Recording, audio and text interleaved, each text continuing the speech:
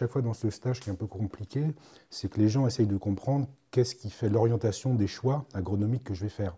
Et c'est difficile à dire parce qu'à chaque fois, c'est la réponse à ce qui est en train de se passer. Mais cette problématique de la carie, elle est emblématique complètement. Et ça fait 25 ans que je chemine là-dessus parce que nos semences paysannes et tout, c'est chouette, on est moins criminalisé et tout, mais je sais qu'il y a ce problème-là. Et là, même dans nos réseaux, le réflexe habituel, c'est de mettre de la bouillie bordelaise, c'est-à-dire du soufre et du cuivre.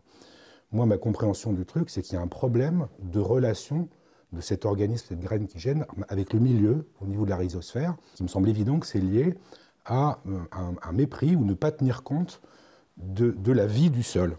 Et j'en ai pour preuve, en fait, une expérience que j'ai faite il y a 25 ans, où pour sauver un mélange de blé de pays qui était extrêmement carié, c'est là que j'ai connu la carie.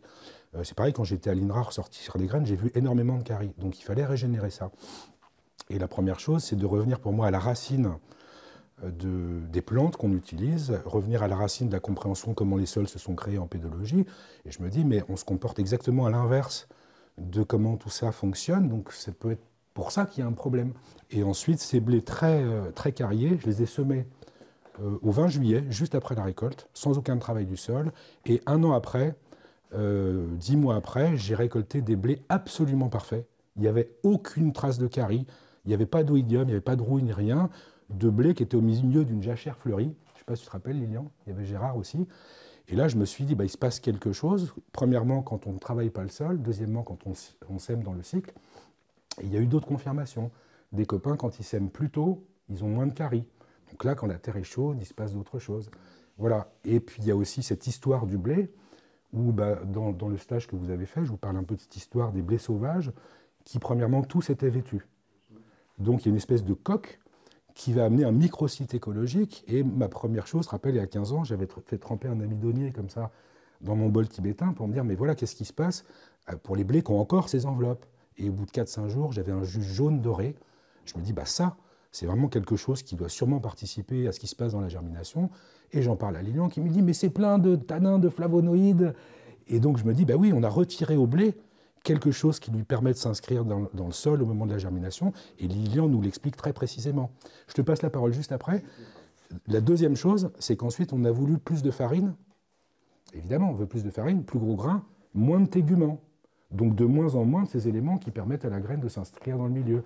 Ça, c'était mon intuition, et Lilian permet de mettre des mots extrêmement précis dessus, et tu peux nous expliquer ce qui se passe, ça donne plein de choses à comprendre. Ben, je voulais juste dire, les grains vêtus, les glumes dont les enveloppes du grain contiennent des polyphénols oxydases, et on peut faire de l'histolocalisation, on regarde au microscope, et on met en évidence qu'en fait, il y a bel et bien des molécules qui sont antifongiques, qui empêchent les champignons d'envahir le grain, et donc le fait de perdre le caractère vêtu par la domestication, eh bien, ça a aussi des conséquences sur la résistance du grain aux attaques fongiques. C'est ce que je voulais dire. Et c'est une histoire qui est magnifique parce qu'en fait, c'est pareil, dans le premier stage, j'essaie de vous expliquer ça. On est dans une coévolution depuis 10 000 ans avec les céréales, puisque c'est un sujet majeur pour nous, et les animaux. Nous, on s'est construit avec eux, et eux aussi, mais maintenant, ils sont aussi dépendants de nous. Donc je vous explique aussi dans le premier stage comment les blés qu'on cultive aujourd'hui ne peuvent plus se ressemer tout seuls correctement, ils ne s'éparpillent plus comme il faut, enfin, etc. Et donc, je me suis dit, voilà tout ce qu'on a retiré à la graine, plutôt que de lutter contre la carie, ce champignon, déjà, je vais essayer de respecter les sols, c'est-à-dire arrêter de les bouleverser, etc. Travailler en ramenant la matière organique en surface, faire du compostage de surface, respecter la façon dont les sols se sont construits, primo. Et deuxièmement, les semences qu'on sort, qu'on a, elles ont leur mémoire. On les sort de l'INRA, elles sont carriées, enfin voilà, c'est compliqué. Et du coup, je me suis dit, je vais essayer d'amener à la graine ce qu'on lui a enlevé, et premièrement, d'imprégner avec ce jus jaune doré. Donc par exemple, je faisais des laits de son, on met le son à tremper, on le presse, par contre, ça s'oxyde très vite, ça devient très vite brun et tout ça. Et c'est là que du coup, je me suis orienté sur les lactofermentations de pâte à pain, où là, tout le grain, y compris le péricarpe, passe par toutes ces fermentations pour rendre biodisponible intégralement tous les minéraux, les fibres, tout ce qui normalement se passe pour que la germination se passe bien, plus un microbiome ou un microbiote super lactique.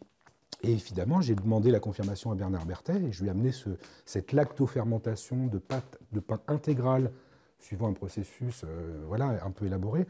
Et il m'a dit, mais c'est le Graal, c'est du concentré de ferment lactique à l'exclusion de toute forme de levure et de moisissure. c'est-à-dire tout ce qui pourrait faire que la germination se passe mal. Voilà, c'est pour vous faire comprendre un peu l'intuition qui me mène, et ensuite comment, et aussi ce qui motive cette approche phénoménologique, où après on va essayer d'analyser et de comprendre. Et de fait, depuis 20 ans, je n'ai jamais eu, même en semant des blés un peu carriés, je n'ai pas les moyens des analyses. On a cherché des financements pour continuer les analyses, c'est trop complexe, trop système, c'est pas assez cher, on va dire, donc on ne trouve pas pour le moment les moyens. Et voilà, mais ça vous donne une idée un peu de la piste intuitive qui mène ce chemin-là. Et ensuite, on va l'observer.